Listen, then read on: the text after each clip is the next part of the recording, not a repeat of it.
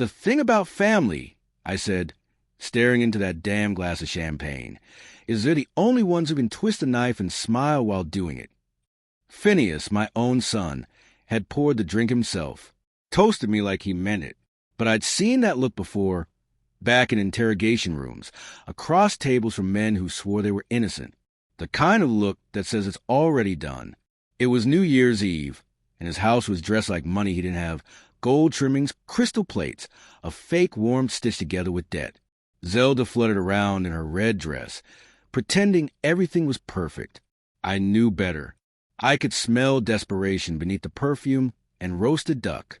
Before we continue, please subscribe to the channel and let us know where you're listening in the comments. When the champagne hit my tongue, something was off. Too bitter, too sharp. And that's when it hit me.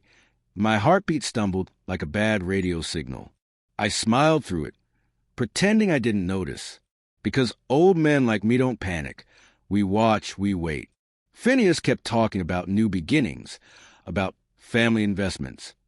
Every word landed like a nail in a coffin I hadn't realized was mine. I looked around the table, the glittering glasses, the forced laughter, and thought, God help me, my own son thinks I'm a mark. He didn't know that 40 years as a detective teach you more than paperwork. They teach you to smell deceit, even when it's blood. So I raised my glass, smiled back, and thought, all right, son, let's see how far you're willing to go. And that's when I decided this wouldn't be my last New Year's Eve. It would be his last as a free man. The dizziness came in slow waves, like the ocean tugging at my ankles. I excused myself, blaming old age and cheap champagne, and shuffled toward the kitchen. The moment I crossed the threshold, the house's laughter dimmed behind me, replaced by the hum of the refrigerator and the faint clink of the wind against the window pane. That's when I saw it. An envelope on the counter, half hidden under a pile of holiday cards. Midwestern Mutual Life Insurance, it said. My name printed clear as day. I shouldn't have opened it, but I did. $3 million. A life insurance policy, on me, signed by Phineas himself, just 3 weeks ago. My hands didn't shake. Not yet. I just breathed slow, counting the seconds like I used to on stakeouts. Then something else caught my eye, a small brown glass vial beside the champagne bucket. No label, just a thin residue at the rim, like the ring around a coffee cup. I heard footsteps in the hall, Zelda's heels, sharp and nervous. I slipped the vial into my coat pocket, pressed the envelope flat against my chest, and stepped back into the dining room before she turned the corner. Everything all right, Dad? She asked with that stretched smile. Never better, I said, just admiring your kitchen. It's spotless. She laughed, a touch too loud. Phineas watched me from the table, eyes narrow, calculating. I sat down, lifted my glass again, and thought, you're good, son, but not good enough, because that vial in my pocket, that was my first piece of evidence. By midnight, the fireworks were cracking outside, painting the snow in colors that didn't belong to winter. Inside, I played my part, the aging father, tired but proud, laughing at all the right moments. But every laugh cost me. My chest burned, my pulse stumbled, and every swallow of champagne felt like glass. When the countdown hit 0, Phineas threw his arm around me. To the new year, Dad, he said, voice all sugar. His ring tapped my glass, a tiny metallic click that somehow felt like a gunshot. I smiled. To family, I said. My tongue felt heavy. My vision swayed. And for a brief second, I saw him not as my son, but as a man who'd already buried me in his mind. I excused myself again, grabbed my coat, and stepped into the cold. The air bit hard, clearing my head. I made it to my car, sat behind the wheel, and looked at the house glowing in the rear-view mirror. My pulse was hammering irregularly now, too familiar. I'd seen this pattern in victims poisoned with cardiac meds. A slow death dressed as fate. The hospital was 20 minutes away. I drove slow, steady, like I had all the time in the world. But I knew, if I was right, I had hours, maybe less. The ER lights hit my eyes as I stumbled in. Chest pain, I muttered to the nurse. They took me fast, for monitors, a blur of white and noise. And when the doctor said, "You've got amiodarone in your blood," I almost laughed, because I finally had proof my son tried to kill me. And that changed everything. They kept me overnight for observation, but I wasn't there for rest. I was there to think. Years as a detective had taught me one thing. Justice doesn't come to those who wait. You build it yourself, brick by brick.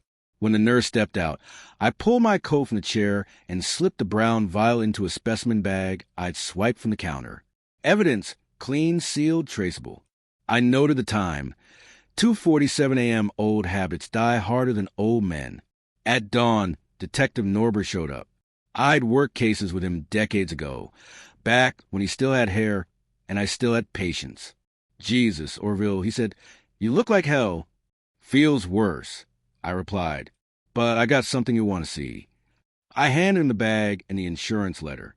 His face changed halfway through reading. "Your son?" "Yeah, he figured I wouldn't make it through the winter. Wanted to give fate a push." Norbert sighed. "You sure you want to do this? It's family." I looked out the window at the sunrise burning through the frost.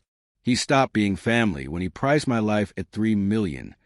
He nodded, slipped the bag into his pocket, and said, "I'll start digging, but you know this'll get ugly." "Good," I said. "I'm counting on it." As he left, I stared at my reflection in the window. An old man, yes, but not done yet, because now the hunt had started. And this time, the prey shared my last name. 2 days later, I was back home. Doctor's order said rest, but my kind of rest came with research. The house was quiet, cold. I poured black coffee, no sugar, and sat at my desk with the blinds half closed. The hum of my old computer filled the room like a second heartbeat. I logged into the police database, still had friends who hadn't revoked my credentials, and searched the online pharmacy's flag for suspicious cardiac drug sales. 10 minutes later, there it was, a shipment of amiodarone, purchased under a fake name, traced to an IP address belonging to Phineas L. McCrae. My son, my blood. I leaned back, staring at the screen. "You dumb bastard," I whispered. "You left a digital trail a mile wide." I saved every file, printed every receipt, sealed them in a folder. Evidence stack number 2. The law wouldn't need to dig far. Then I thought about Zelda, always the actress, smiling with those hollow eyes. She'd stood beside him through every scheme, played the perfect wife. I wondered how deep she was in this one. When night fell, I called Norbert. "Check her credit cards," I said. "Luxury spending, cash withdrawals. You'll find your motive right next to her manicures." He chuckled. "Still got that edge, huh?"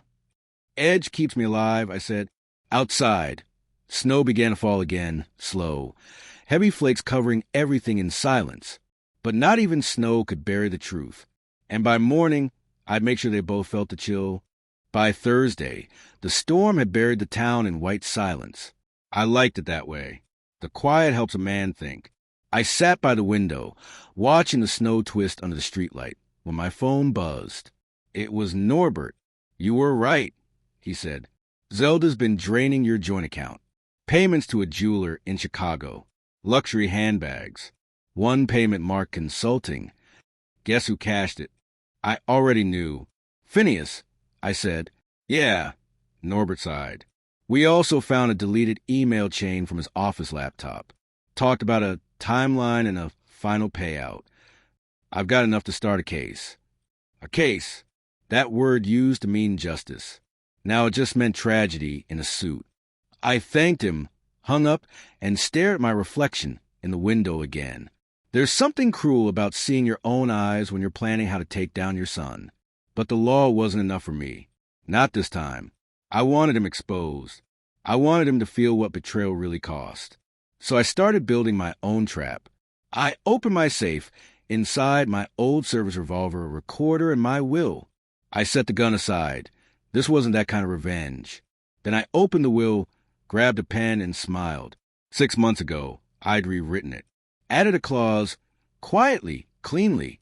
If my death was caused by felony or foul play by any heir, everything would bypass them. going straight to a charity foundation. $9 million. Gone from their reach. Phineas thought he'd buried me. He didn't know I'd already buried his future. I started slipping into parts of the city I used to own. The courthouse lobby with its marble teeth. The coffee shop where detectives traded gossip. The old newsroom with the faded city desk sign. Information moves for those who know how to listen. You just have to be in the right rooms. I planted myself there like bait. Norbert and I met in a diner, booth by the window. Coffee that tasted like burnt promises. He slid me a manila folder. Receipts, IP logs, a printout of the policy application, showing Phineas' signature. The vial sat on my dresser at home, wrapped in a hospital bag like a sleeping thing. I could feel it under my coat in my head, an itch that wouldn't let me rest. We'll build a wire, Norbert said. Get him to talk. Get him to brag. Kids like that can't help themselves. He tapped the folder, eyes cold. But public exposure? That's your play, Orville. You sure you want the circus? I looked at the pastry the waitress brought, half-eaten, too sweet, and thought about the glittering table at Phineas' house.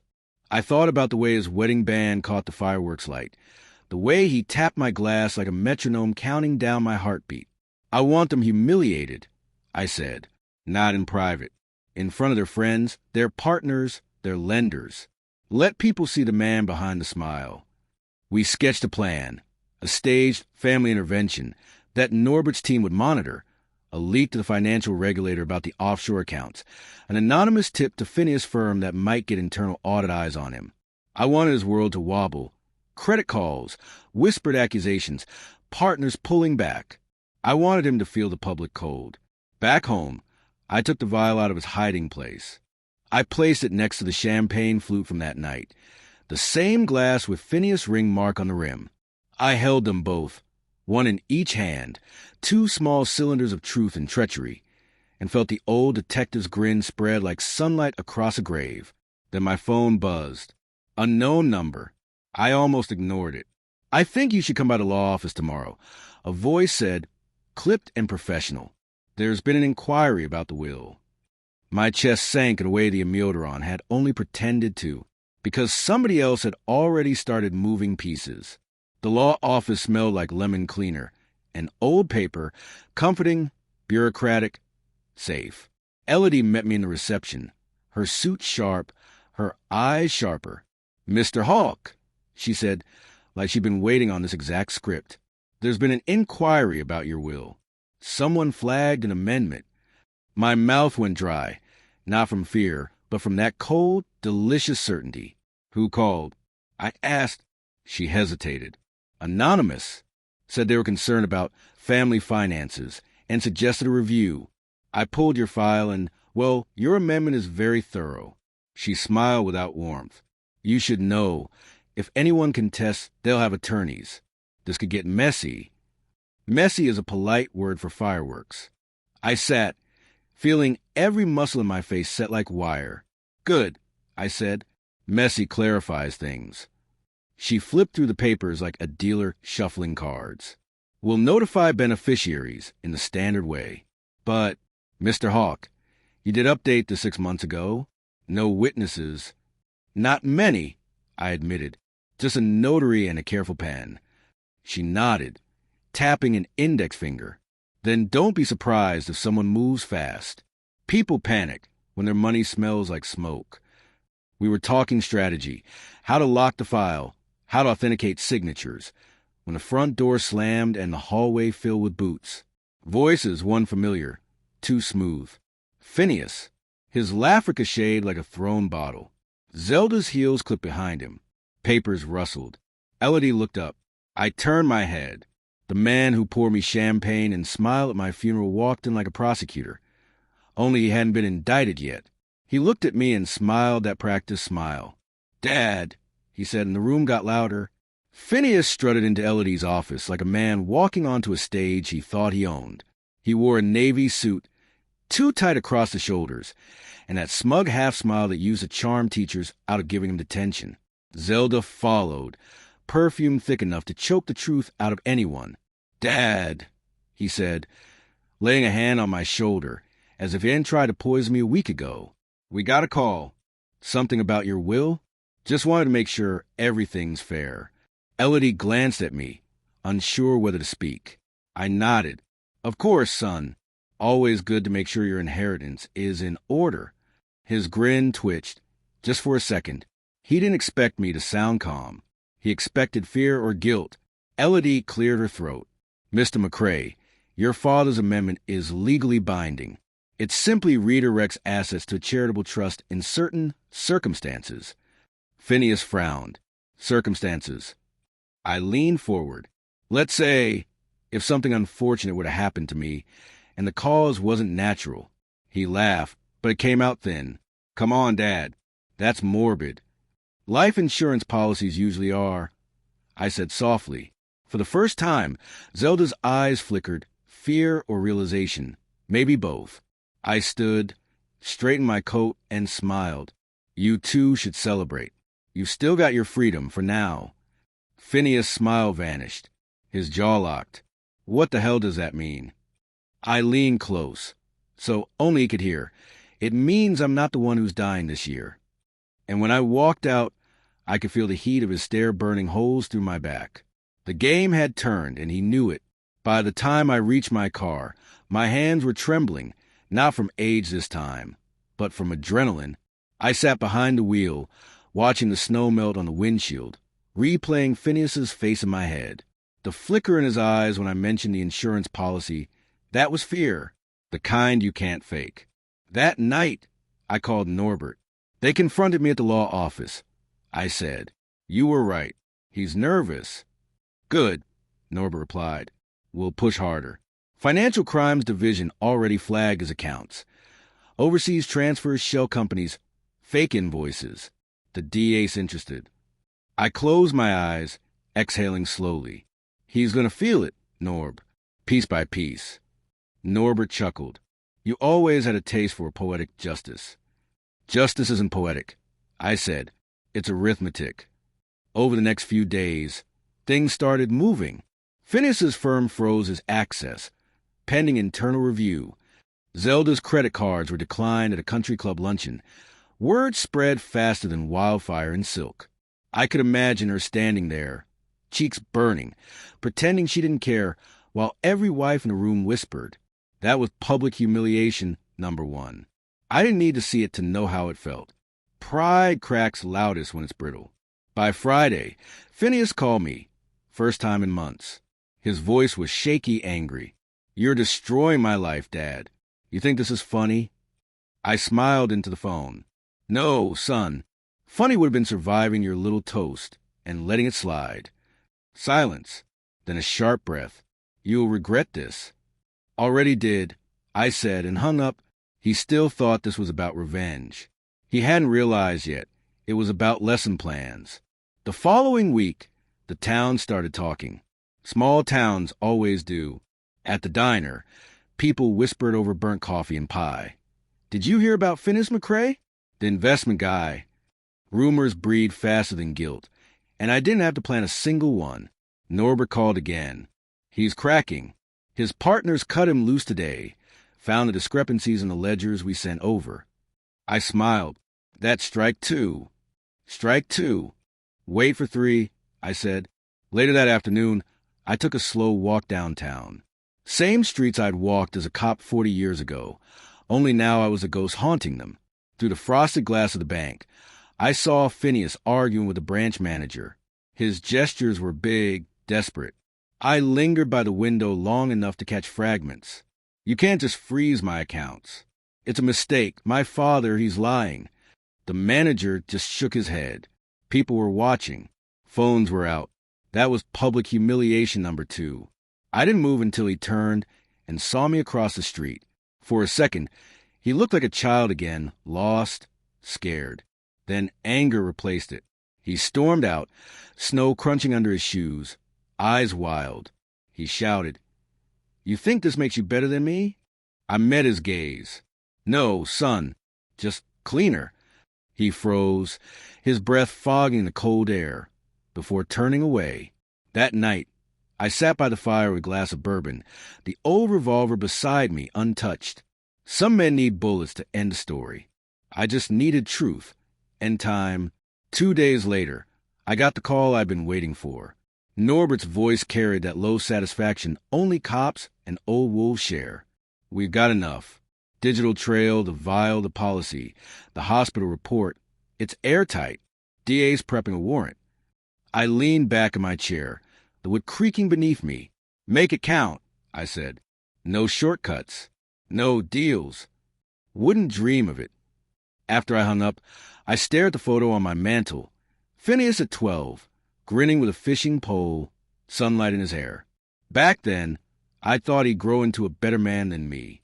Turns out, he just learned my methods and stripped out the conscience. That evening, I dressed slow. Polished shoes, pressed shirt, wool coat. I wasn't going to the arrest. I was going to the show. The town's annual charity gala. Zelda's favorite stage. Every banker, realtor, and politician within 50 miles would be there. And so would the McCraes. I arrived late. Let them see me come in. The music faltered just enough for heads to turn. Zelda froze mid-laugh, clutching her champagne like a weapon. Phineas stiffened, eyes darting to the exits. Dad, he said, voice tight, didn't think you'd make it. Oh, I wouldn't miss this, I said, smiling. It's a big night for you two. He blinked, uncertain. I raised my glass. To truth, I said. The one thing money can't bury. The crowd went quiet. Then, from the entrance, Norbert walked in with 2 officers. Zelda's face drained to color. Phineas whispered something I didn't catch. Maybe a plea, maybe a curse. Either way, it didn't matter. Because public humiliation number 3 had just begun. Norbert didn't rush it. He let the silence stretch. That's how you make guilt visible. The music cut. Glasses froze midair, and the whole room turned to watch the golden couple of Fairfield County crumble in real time. Phineas L. McCrae, Norbert said, voice clear as glass breaking. You're under arrest for attempted homicide and insurance fraud. Gasps rippled through the crowd like falling dominoes. Zelda's hand trembled, champagne spilling onto her sequin dress. Phineas tried to laugh it off, but the sound died halfway. This is insane, he barked.